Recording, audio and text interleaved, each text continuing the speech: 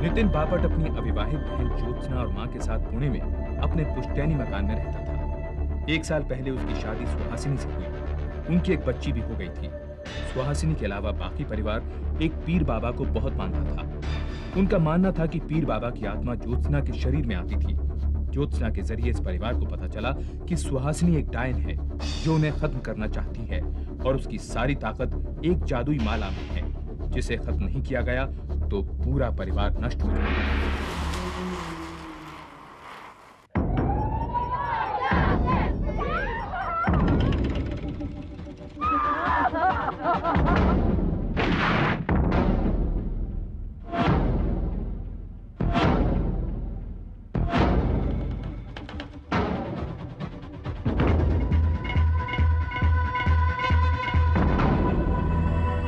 माला कहाँ है?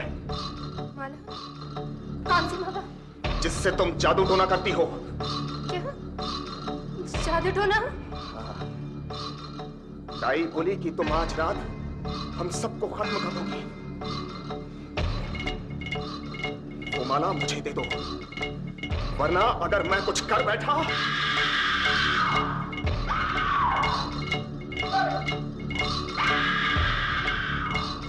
छोड़ दो, छोड़ दो।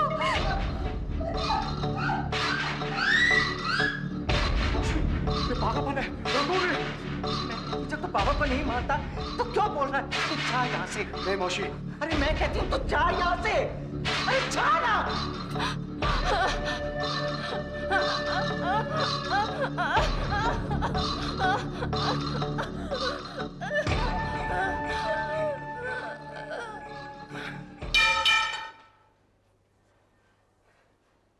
सुहासिनी, सुहासिनी, सुहासिनी, सुहासिनी, दाई, आई, आई, देख सुहासिनी को क्या हो गया है? सुहासिनी, सुहासिनी, सुहासिनी। नितिन, जा डॉक्टर दानी को बुला के ला। ये ज्योत्सना, मदद कर मेरी। अरे भूत चढ़ गया तुझे, जा।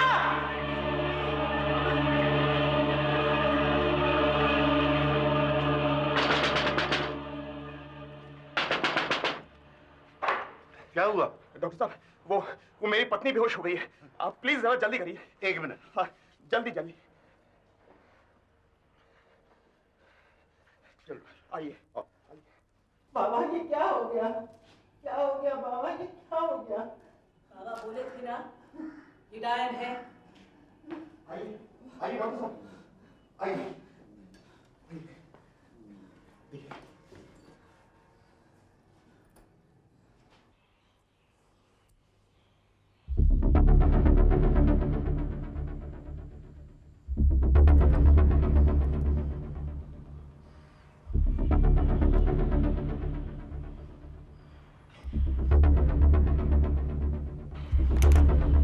ये मर चुकी है।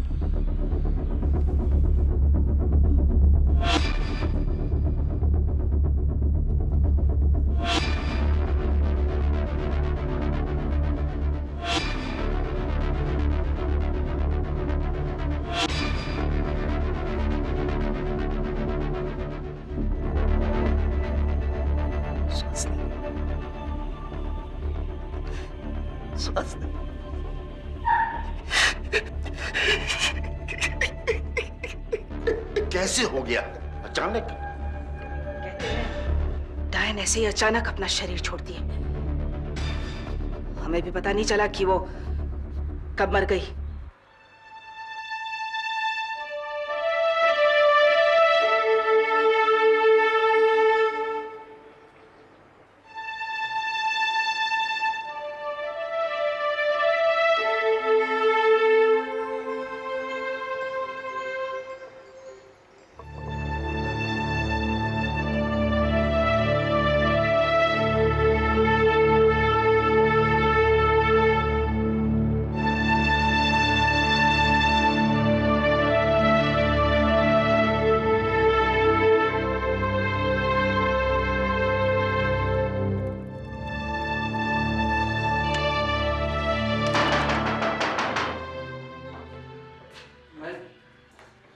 इतनी देर से दरवाजा खटखटा रहा हूँ, कोई खोलता ही नहीं।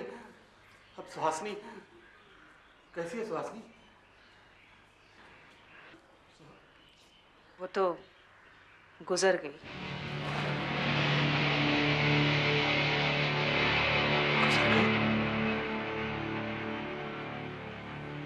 पर आपने तो चिट्ठी में लिखा था कि कब? सकाळी, आज सुबह। अचानक कैसे? पता नहीं कौन सी बीमारी थी। आप तो उसके बाबा हैं, आपको पता हो। जोत्स्ना बेटी, मुझे उसके पास ले चलो। नितिन तो उसे जलाने ले गया है। मेरा तो इंतजार किया होता। ऐसी क्या जल्दी थी?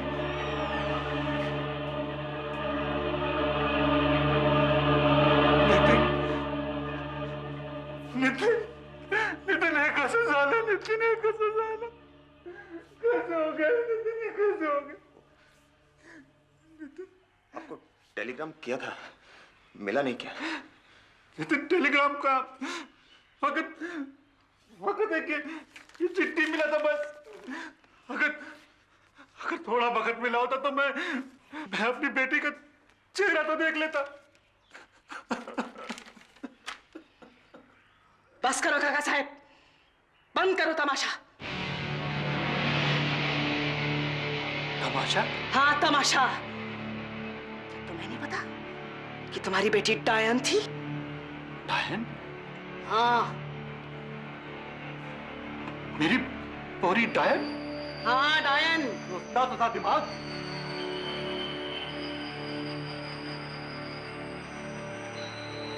कौन कहता है कि वो डायन थी? कौन कहता है वो डायन थी? कौन? मेरे आने से पहले उसको जलाना और अब उसको डायन बोलना। मैं पुलिस में रिपोर्ट लिखवाऊंगा। एक एक को देख लूंगा मैं, फांसी दिलवाऊंगा एक एक को मैं। रिपोर्ट करूंगा मैं पुलिस में, रिपोर्ट करूंगा।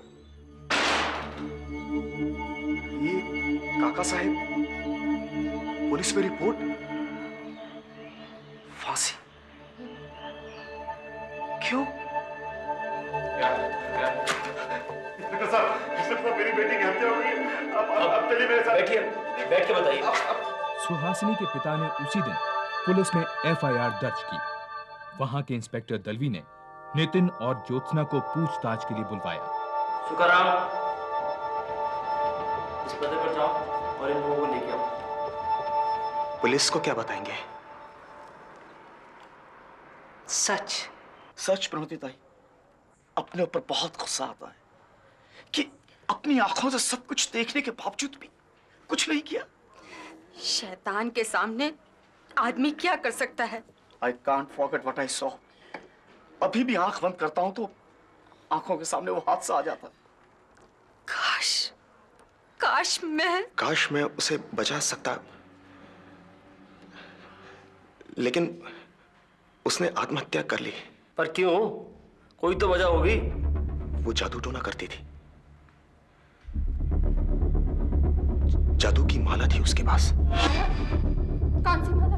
जिससे तुम जादू टोना करती हो। जादू टोना? मैंने उसे बहुत समझाया, लेकिन अचानक जैसे उस पर भूत सवार हो गया था। वो चीखने चिल्लाने लगी। बाबा, मैं डायन हूँ बाबा, मैं डायन हूँ। मेरी शक्ति मुझसे मत छीनो बाबा, मुझे माफ कर दो बाबा। हमने उसे रोकने की बहुत कोशिश की, लेकिन वो दीवार पर, मेज पर अपना सर पटकने लगी। माफ कर दो।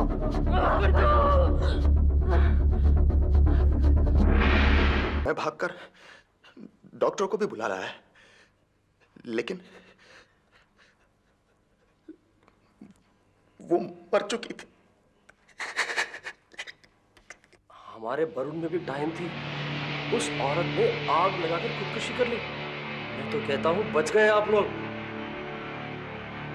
सुहासिनी के पिता के लिए यह साबित करना बहुत मुश्किल था कि उनकी बेटी की हत्या की गई थी, क्योंकि इंस्पेक्टर दलवी भी मान बैठे थे कि सुहासिनी डायल थी। सबूत की तलाश के लिए वो जबरदस्ती इंस्पेक्टर को बापटवाड़ा ले गए। माझा पोरीला जीव मारला किसनं होता काही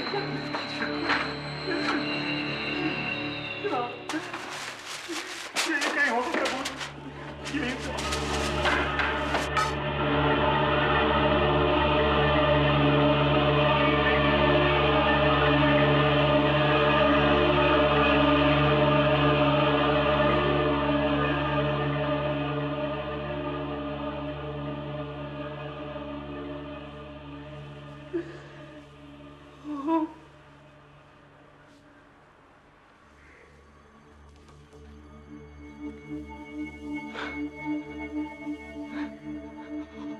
अब भी आप कहोगे कि मेरी बेटी ने आत्महत्या की थी?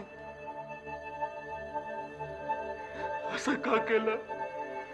क्या किया तुमने? मैं सोच भी नहीं सकता था।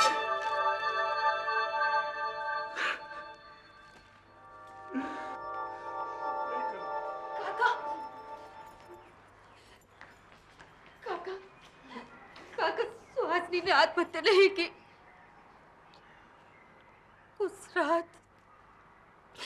उस रात मैंने सब देखा। वो रॉड से मार मार के कोई माला मांग रहे थे। माला कहाँ है? माला? कौन सी माला? जिससे तुम जादू टोना करती हो। क्या? जादू टोना? ताई बोली कि तुम आज रात हम सबको खत्म कर दोगी। वो माला मुझे दे दो, वरना अगर मैं कुछ कर बैठा तो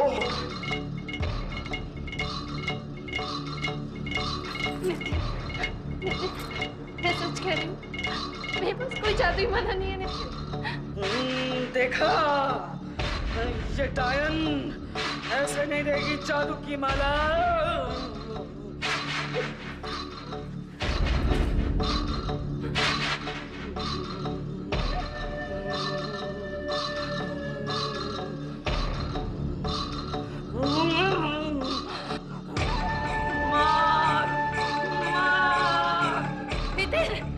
ये सब पागलपन है। मार इसे। सुन, ऐसे नहीं देगी ये जादुई माला। बच्चा मार उसे। ये पीर बाबा का हुक्म है। मार, मार, मार, मार उसे। बच्चा, मार उसे। मार, मार उसे।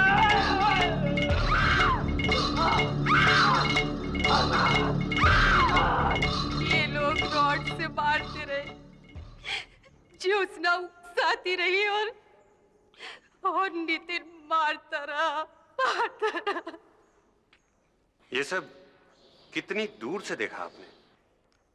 कुछ मीटर की दूरी पर मेरा बरामदा है, ठीक सुहासिनी के कमरे के सामने। योर ऑनर, रात के वक्त इतनी दूर से इन्होंने ये सब देखा और चाहते हैं कि हम इसे सच मान लें। दरअसल प्रणोती को गलत फहमी हुई है। नितिन और ज्योत्सना सुहासिनी को बचाने की कोशिश कर रहे थे, जिसके सिर पर डायन सवार थी और वो दीवार से सिर मार रही थी। मिस्टर देशपांडे, बस। मैं तो ये बात सुनकर हैरान हूं कि पहले एक डॉक्टर, फिर एक इंस्पेक्टर और अब एक वकील डायन और जादू टोने को मानने की बात कर रहा है। इस अदालत में सिर्फ यह तय किया जाएगा कि क्या सुहासिनी ने आत्महत्या की या फिर उसकी हत्या की गई। That's all. योर ऑनर, अदालत में उस जगह का पूरा नक्शा पेश किया गया, जिससे पूरा पता चलता है कि प्रणोती अपने बरामदे से साफ साफ देख सकती थी कि सामने क्या हो रहा है। योर ऑनर, वो नक्शा मैंने भी देखा है। उससे प्रणोती के बरामदे और सुहासिनी के बेडरूम की दूरी तो पता चलती है, परंतु ये पता नहीं चलता कि वहां से साफ साफ दिखाई देता है कि नहीं। इसके अलावा मैं नितिन और ज्योत्सना की मां को क्रॉस एग्जामिन कर सकता हूं, जिन्हें उनकी उम्र और इस बात का ख्याल करते हुए अभी तक अलग रखा गया है कि वो इस हत्या में शामिल नहीं थी, बस एक ऑब्जर्वर थी। जज ने खुद घटनास्थल जाकर जांच करने की नई मिसाल कायम की। उनको विश्वास हो गया कि प्रणोती अपने घर से साफ साफ नितिन के घर के अंदर देख सकती थी। प्रणोती की गवाही और सबूतों के आधार पर जज ने नितिन और ज्योत्सना बापट को आईपीसी की धारा 302 के तहत मौत की सजा सुनाई।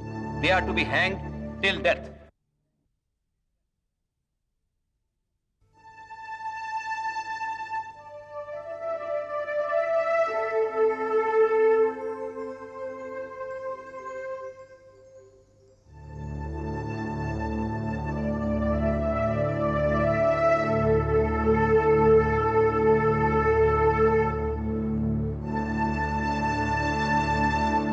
मुझे जानकी चाहिए।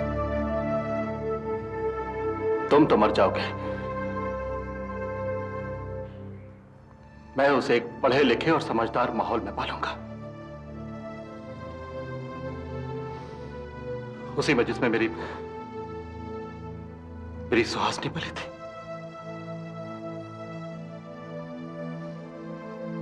मैं तो तुम्हें एक समझदार आदमी समझता न देते।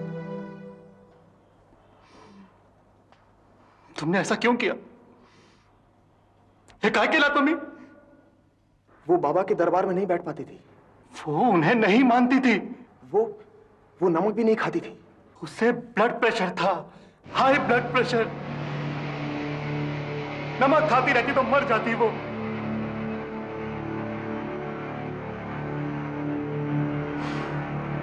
हाँ, खाने पर भी तो मर ही गई ना। आपने मुझे कभी बताया क्यों नहीं? ताकि उसके इस घर में शादी हो सके। ये क्यों किया तुमने?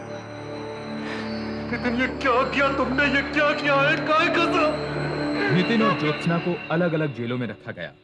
उनको आपस में मिलने की मनाही थी, लेकिन अब नितिन ने ज्योत्सना से मिलने की स्पेशल परमिशन मांगी। जब तक परमिशन मिली तब तक हाई कोर्ट का फैसला आ गया, जिसमें उनकी अपील ठुकराते हुए सेशन कोर्ट की फांसी की सजा को बरकरार रखा गया।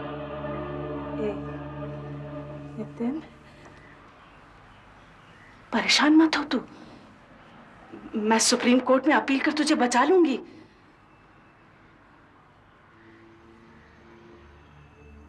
ताई,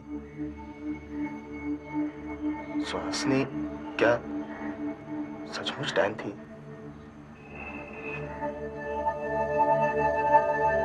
बोलना ताई, उसके पास कोई जादू की माला थी भी या नहीं? हाँ?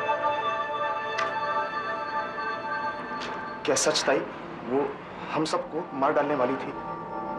हाँ? ए ताई, बोलना। हाँ? मार डालने वाली थी? हाँ? इसीलिए मैंने उसे मारा ना? हाँ? मैंने इसीलिए मारा ना? बोलना ताई, ताई बोलना। वो सचमुच डैन थी ना? हाँ? सचमुच डैन थी? हाँ? ताई,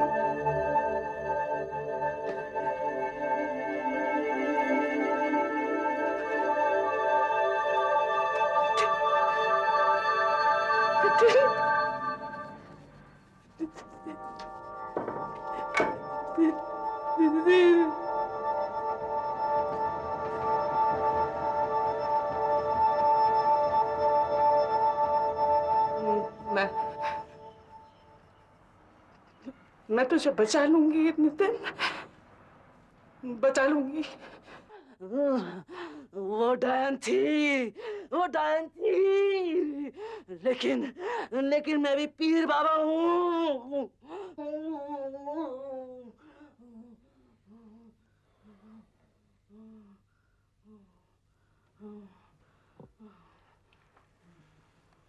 माय लॉर्ड, मेरे मुवक्किलों को दिमागी तौर पर बीमार कहा जा सकता है। उन्हें यही लगता था कि सुहासिनी डायन है। उन्हें पता ही नहीं था कि वो क्या कर रहे हैं। माय लॉर्ड, पागलपन की आड़ में सजा से बचने का ये एक नया ड्रामा है और कुछ नहीं। नितिन और ज्योत्सना दोनों पढ़े लिखे थे और वो अच्छी तरह से जानते थे कि वो क्या कर रहे हैं। माय लॉर्ड, मेरे मुवक्किलों का इरादा हत्या का कतई नहीं था। ये तो एक दुर्घटना थी। जज ने ये तो माना कि सुहासिनी की हत्या दुर्घटना नहीं थी, वहीं ये भी माना कि नितिन और ज्योत्सना एक तरह के पागलपन के शिकार थे। उन्होंने नितिन की फांसी की सजा आजीवन कारावास में तब्दील कर दी और ज्योत्सना की दिमागी हालत मद्देनजर रखते हुए उसे केवल 2 साल की सजा दी।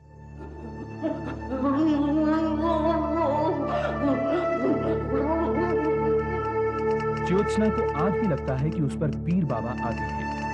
जेल के दौरान और रिहाई के बाद भी अदालत ने कभी उसे किसी मनोचिकित्सक को दिखाने का आदेश नहीं दिया।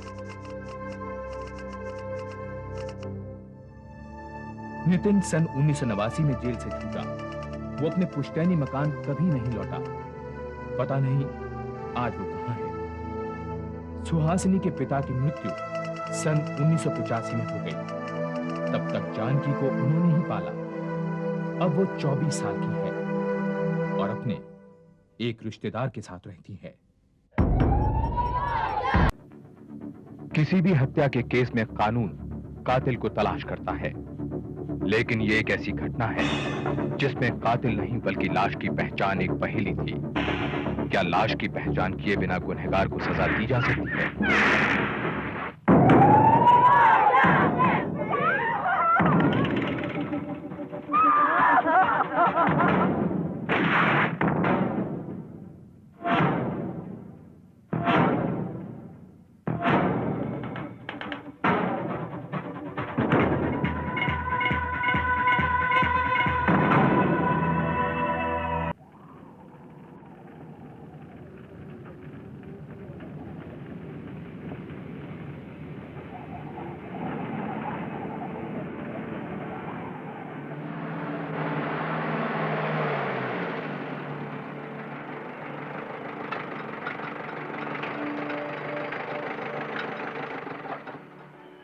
एलएपी के 2 लोगों ने 25 फरवरी 1985 की सुबह पुलिस को एक कार एक्सीडेंट की खबर दी।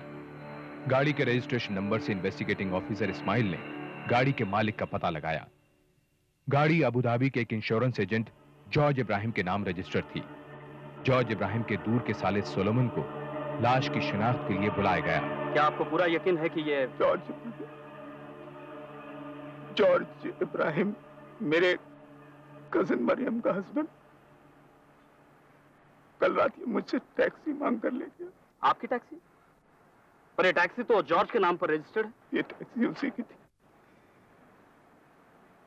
लेकिन इसने मुझे चलाने को दिया था। वो सो काइंड। चेची को ये खबर कैसे बताऊंगा? आपको किसी पर कोई शक?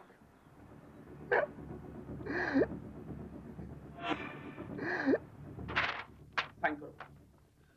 मैं कह चुकी हूँ मैं साइन नहीं करूंगी। साइन नहीं करोगी? साइन नहीं करोगी तो चेची तुम्हारे हस्बैंड की आखिरी इच्छा कैसे पूरी हो गया है चेची? मैं साइन नहीं करूंगी।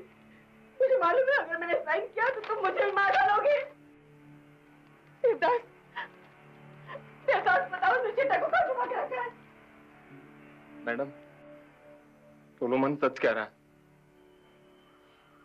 इब्राहिम सर मर गए।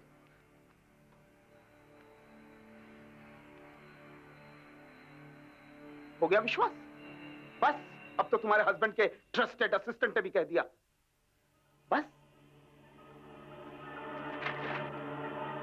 सिंगाचल, जो दिख रहा है वो है नहीं, और जो है वो दिख ही नहीं रहा है सर। ये एक्सीडेंट नहीं है, मर्डर है। लेकिन क्यों? कारण? सर, पोस्टमार्टम की रिपोर्ट हमारे शक को काफी कंफर्म करती है। जहां एक्सीडेंट हुआ, मेरा मतलब है मर्डर हुआ, रोड से मर्डर साइट तक गाड़ी के टायर मार्क बिल्कुल सीधे थे। लग ही नहीं रहा है कि एक्सीडेंट हुआ। पर सर, एक बात मुझे समझ में नहीं आ रहा है कि गाड़ी को आग कैसे लगी? और ये फॉरेंसिक रिपोर्ट ये कह रही है कि रबर के जो जले हुए टुकड़े वहां मिले हैं वो सर्जिकल ग्लव्स के हैं। ये जॉर्ज इब्राहिम की मौत से किस किस को फायदा हो सकता है? हम प्रार्थना करें, सर्वशक्तिमान ईश्वर ने हमारे भाई जॉर्ज इब्राहिम को इस संसार से बुला लिया है। जॉर्ज इब्राहिम? हम इस पिछले 13 सालों से गल्फ में एक इंश्योरेंस एजेंट का काम कर रहा था। अच्छा खासा कमा रहा था सर। यहाँ आलिपी में एक मकान बना रहा था सोलोमन की निगरानी में। पावर ऑफ अटर्नी भी उसी के नाम पर है। अच्छा, ये सोलोमन के बारे में क्या पता चला? जॉर्ज की वाइफ मरियम, उसका कजिन है वो। लेकिन मरियम की सोलोमन के साथ कुछ ठीक से नहीं पड़ती है। ये सोलोमन के बारे में और भी ज्यादा पता करो। और मरियम? हाल ही में जॉर्ज ने 10 लाख रुपए की लाइफ इंश्योरेंस की थी, जिस पॉलिसी के नॉमिनी मरियम है। ये मरियम के साथ जो खड़ा है वो कौन है? वो? हाँ, देवदास, आबू धाबी में जॉर्ज का असिस्टेंट था। जॉर्ज उस पर काफी ट्रस्ट करता था। परंतु बुराई से बचा। आमीन।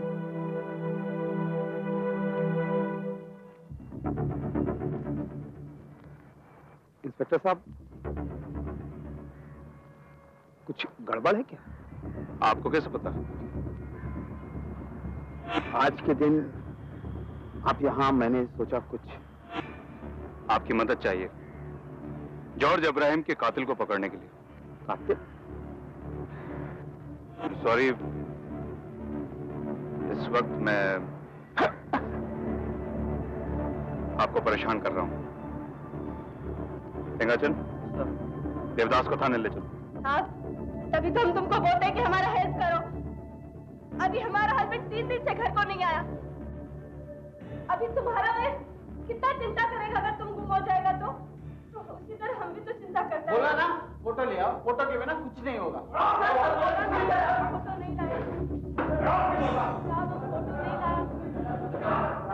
चाहते क्या हैं आप लोग? वो आपने देवदास को क्यों पकड़ रखा? नहीं, कोई प्रॉब्लम नहीं है। मैं सिर्फ आपसे देवदास के बारे में कुछ सवाल पूछना चाहता हूँ। सिंपल। इसके पहले मैं अपने लॉयर से बात करना चाहूंगा। फोन कर सकता हूँ? हाँ हाँ, जरूर जरूर, फोन करो। फाइल निकालो। उसने हमको 5 बजे फोन किया और वो बोला हमको कि हम 100 बार सुन चुका हूँ, मुझे भी रट गया है। तो तुमको रट गया तो तुम उसको ढूंढता काहे नहीं है मैन? हम तुम्हें बताया कि उस दिन उसे पीला शर्ट और ग्रीन चेक वाला लुंगी पहना था। वो 8 फुट 10 इंच लंबा है और उसको मुच्छी भी है। और हम तुमको कहा फोटो, पहले फोटो। फोटो का क्या करेगा मैन? कृष्ण नायर। सोलोमन। हाँ सोलोमन। आलिपी थाने में अब्राहम के एक्सीडेंट के बारे में पूछताछ कर रहे हैं। क्या करूं? कुछ भी करो, मैं तुम्हारी मदद नहीं कर सकता। क्यों? क्योंकि मुझे तुम्हारे खिलाफ केस फाइल करने को कहा गया है। किसने? ये मैं तुम्हें नहीं बता सकता।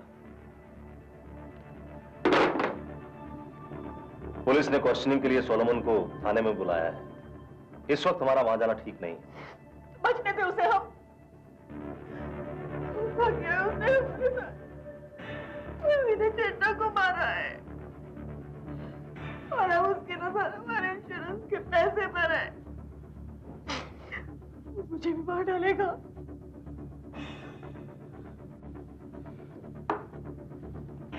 पोस्टमार्टम की रिपोर्ट के मुताबिक अब्राहम की मौत रात को 11 बजे हुई, एक्सीडेंट से ठीक 3 घंटे पहले। आपको पूरा विश्वास है? मेरे ख्याल से पोस्टमार्टम की रिपोर्ट ठीक ही होती है। उस रात 11 बजे देवदास कहाँ था? पता नहीं, शायद घर पर। झूठ बोल रहा है तो मैं उस रात घर पर, उस रात तो घर पर नहीं था। अरे मैं घर पर था, कहीं और अब्राहम का खून कर रहा था। तू नहीं था तो तुम था। मुझे नहीं मालूम है, मुझे नहीं मालूम। ये देवदास को सर्जिकल ग्लव्स और ईथर कहां से मिला? ये तो सिर्फ अस्पतालों में मिलता है।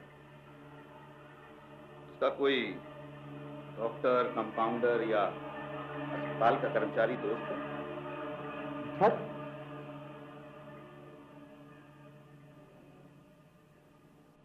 काफी टेंस लग रहे हैं आप। नहीं तो। लीजिए। अब्राहम की मौत जलने से नहीं, ईथर पीने से हुई। उसे मारा गया, उसके बाद गाड़ी में डाला गया और उसके बाद उसमें आग लगा दी। देवदास ने ऐसा क्यों किया? देवदास ने ऐसा किया? गॉड, उसने इब्राहिम को धोखा दिया। एक बात और समझ में नहीं आ रही। अगर देवदास ने इब्राहिम को जलाया तो आपके हाथ क्यों जल गए?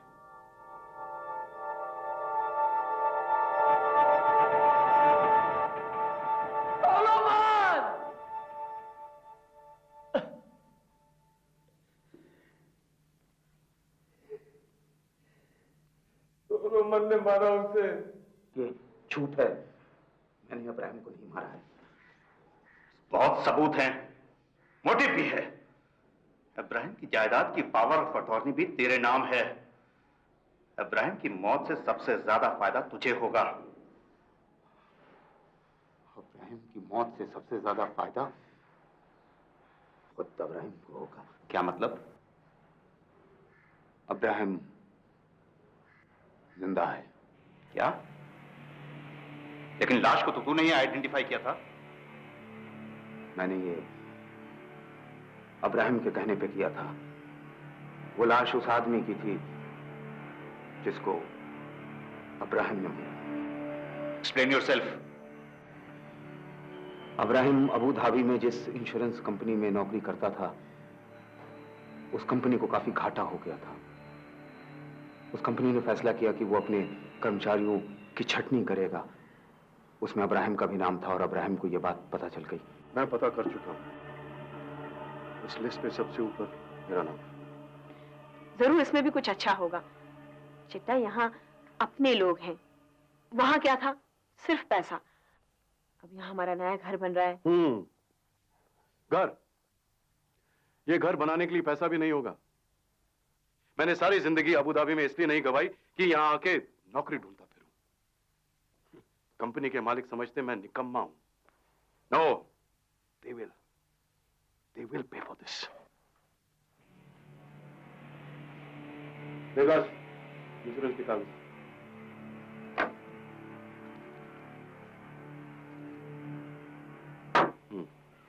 मेरा नाम भी है लिस्ट में।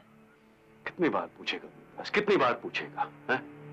सर, आपने मुझे नौकरी दिलाई थी, अब आप ही कुछ कीजिए साहब। मेरी इतनी बड़ी फैमिली, अगर नौकरी से निकाला गया तो मैं सुसाइड कर लूंगा। अच्छा है, मरेगा तो तेरी फैमिली को इतना पैसा मिलेगा जितना तू सारी जिंदगी नहीं कमा सकता। यही तो फायदा है गल्फ में नौकरी करने का। सर्विस में मरो तो शेख लखपति बना देते हैं। मौत का ऐसा मजाक नहीं उड़ाना चाहिए साहब। मौत के खेल में भी मजा है बस। पैसा कुल मिलाकर 30 लाख, फिर सारी जिंदगी आराम। किस हिसाब से 30 लाख रुपए होते हैं? हिसाब लगाना मेरा काम है, तेरा काम है मुझसे इंस्ट्रक्शन लेना सलोमन।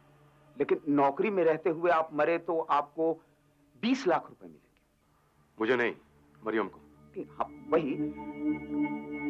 बाकी के 10 लाख इंश्योरेंस कंपनी देगी। लेकिन आपने इंश्योरेंस तो अबू धाबी में करवाई है। तो क्या हुआ, कहां भी मरूं पैसे तो मिलेंगे, लेकिन मुझे नहीं। मरियम, मेरी इंश्योरेंस 10 लाख की है। प्लान कामयाब हुआ तो तुझे 1 लाख। सलोमन, 10 लाख? इतनी बड़ी इंश्योरेंस? लोग छोटी मोटी इंश्योरेंस करवाते हैं क्योंकि उन्हें पता नहीं होता कि उनकी मौत कब लिखी है। लेकिन मैं अपनी मौत की जगह और वक्त खुद तय करूंगा। आप फिर मरने की बात कर रहे हैं?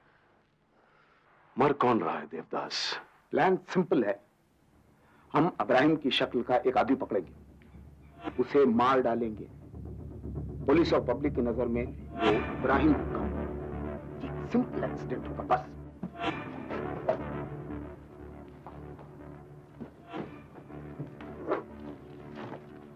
और जब यह साबित हो जाएगा कि वो लाश मेरी है तो इंश्योरेंस क्लेम फाइल कर देना और ये चिट्ठी मिस्टर डिसूजा को अबू धाबी भेज देना। फिर मैं थोड़ी दिन के लिए गायब हो जाऊंगा। तो मेरा क्या होगा चिट्टा? ये ठीक नहीं है। मैं तुम्हारी एडवाइस नहीं मांग रहा हूं। मैं किसी की जान लेकर, जब जॉर्ज इब्राहिम नहीं रहेगा तो क्या करेंगे हम इतने पैसे का? जॉर्ज इब्राहिम मरेगा लेकिन मैं जिंदा रहूंगा। a new name, a new identity, a new life. बड़ा अजीब आदमी है। एक्सीडेंट के बाद तो वो जॉर्ज इब्राहिम बनकर जी नहीं सकता है।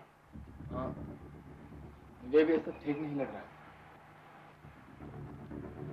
जरा सोचो,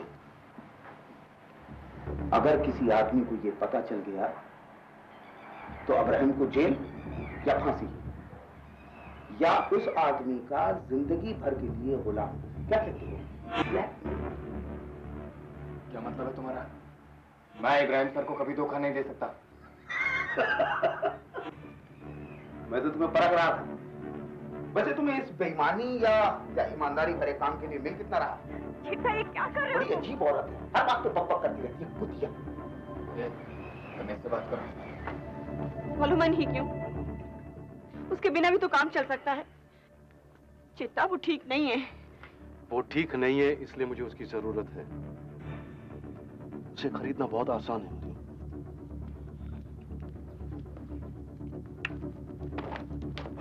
तो सोचो, इब्राहिम कैसे मरेगा? Simple Solomon, car accident. बढ़िया idea.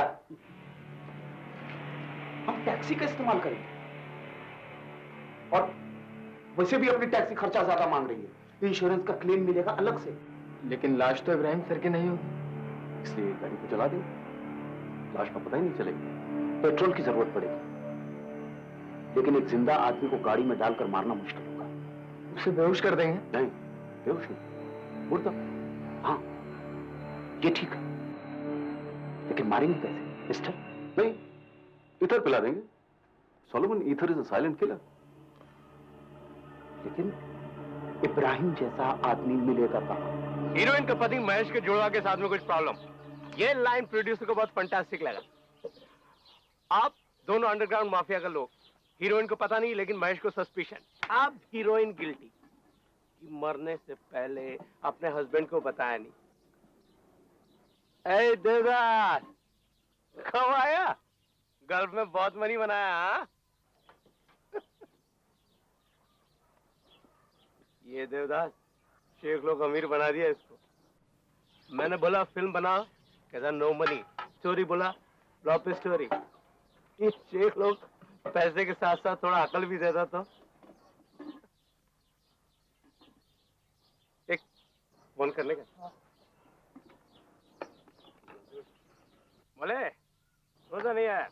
Good news, idiot. Producer को स्टोरी फैंटास्टिक लगा। अपने आप को फिल्म डायरेक्टर समझता है।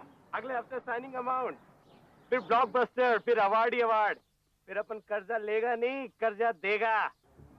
क्या कहते हो? अगर ये गायब हो जाए तो? बहुत लोग हैं इधर। मैं आधे घंटे में आता। ओके,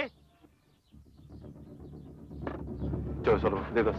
हम दोबारा हाईवे पर निकले। मीलों तक गाड़ी चलती चली गई, कोई भी नहीं दिखा। जो कोई भी दिखा हो उसकी शक्ल इब्राहिम से नहीं। फिर इब्राहिम ने कहा कि छोड़ो, जाने दो। तभी अचानक अच्छी बात हुई। जल्दी खत्म करो अपनी कहानी। फिर हम लोगों ने अपनी गाड़ी वापस मोड़ी, और जब हम लोग टी स्टॉल के पास पहुंचे तो वहां एक आदमी खड़ा हम लोगों से लिफ्ट मांग रहा था। वो आदमी सोजन मैथ्यू था। देवदास, इधर तैयार है?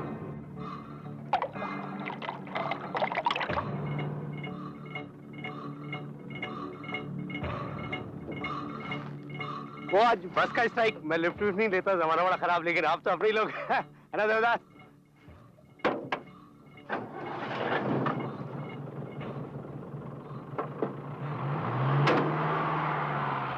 Thanks for the lift. और मेरा स्टोरी सुने, ढाबे में पता है, मैं हीरोइन महेश से मैरिज किया। महेश का एक जुड़वा मेले में बिछड़ गया। हाँ, प्रोड्यूसर बोला सोजन फंटास्टिक स्टोरी। ड्रिंक बनाना देवदास। नहीं, नो थैंक्स, मैं नहीं पीता। पियो, तुम्हारे फिल्म की खुशी में। फिल्म सिल्वर जुबली हो जाएगा तो सबको पिलाएगा। नो नो ना। देवदास उसे पिलाने की कोशिश करता रहा।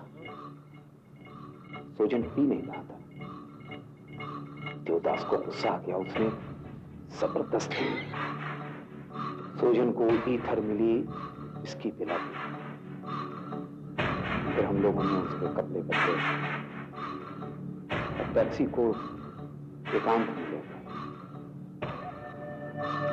और इब्राहिम ने उसे चला दिया। तो लाश इब्राहिम की नहीं थी, सोजन की थी। बेचारा सोजन। झूठ है, सब झूठ है। मैंने सोजन को नहीं मारा। तो किससे मारा तूने? सोलोमन ने सर को मारा था। उसने कहा कि तेरा सर मर चुका है।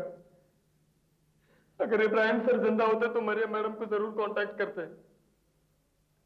सोलोमन ने ही मुझे खुद बताया कि इब्राहिम साहब मारा गया है, इसलिए तुझे कोई पैसा नहीं मिलेगा। हम कैसे मान लें कि वो लाश सोजन की थी? बाहर वो जो लेडी बैठी जो अपने पति का रोना रो रही है, उससे उसके पति का नाम पूछिए। साहब कितनी बार पूछेगा उसका नाम? हम कितनी बार बताएंगे? हमने बताया है हमारे मिसिंग हस्बैंड का नाम है सोजन मैथ्यूज। सोजन, SOJAN, सोजन।